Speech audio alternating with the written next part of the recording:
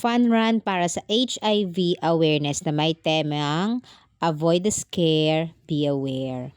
Ginanap nga kaninang umaga, bandang 6:30 nagsimula na ang registration para sa gaganapin na HIV awareness kasama ang iba't ibang sangay ng gobyerno at pati na rin syempre ang mga simpleng mamamayan din ay kasama dito. Wala itong mayaman, mahirap, lahat dito ay pwede dahil ito'y pakikilahok para nga sa awareness sa HIV dahil dumadami na nga ang kaso nito hindi lang sa bayan na ito kundi sa iba't ibang lugar dito sa Pilipinas.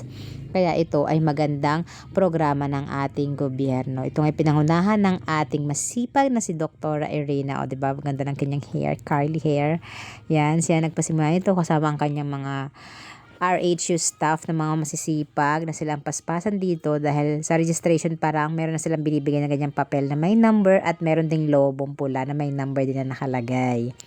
So bago nagsimula, pinangunahan ito ni Sir Boyong at siya ang naka-assign dito. So nagbigay lang siya ng konting mensahe tapos itinuro niya kung saan dadaan ang fun run/fun walk na gaganapin. Kaya naman heto at karamihan pati na nandito ay mga taga LGU.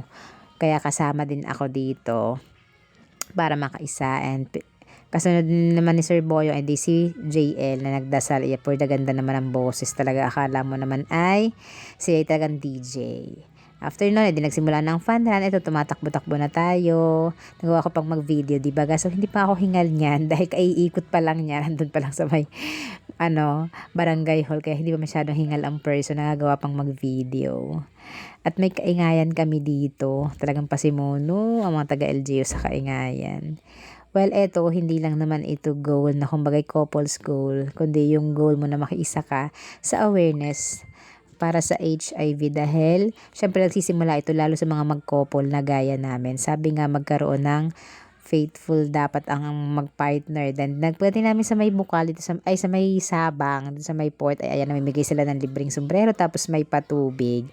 At ayan na nga meron na kaming twinning sombrero, 'di ba? Power.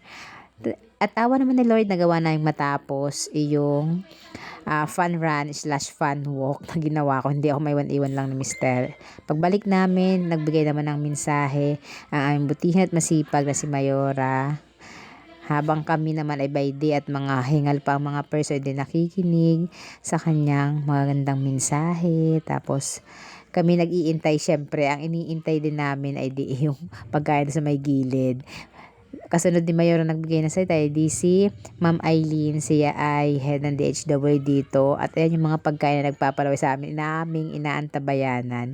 In fairness naman ay very good talaga ang RHU dito dahil bukod sa naging maayos at masaya at makabuluhan itong fun run na ito ay talagang sila ay naglaan din ng pampakain dahil talagang hindi tinipid. Ayan, makikita nyo punong-puno yung tab sa kanin tapos meron siyang malaking lechon manok. O, diba talagang for the soul ang tao. And then, for closing, edi si doktora nagpasalamat sa mga umattend.